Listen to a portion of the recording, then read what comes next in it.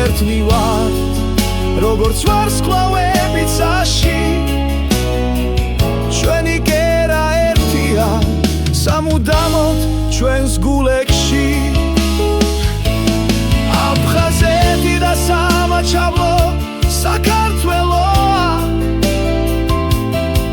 ჩვენი ფესვები, ჩვენი ძალა, ჩვენი რწმენა.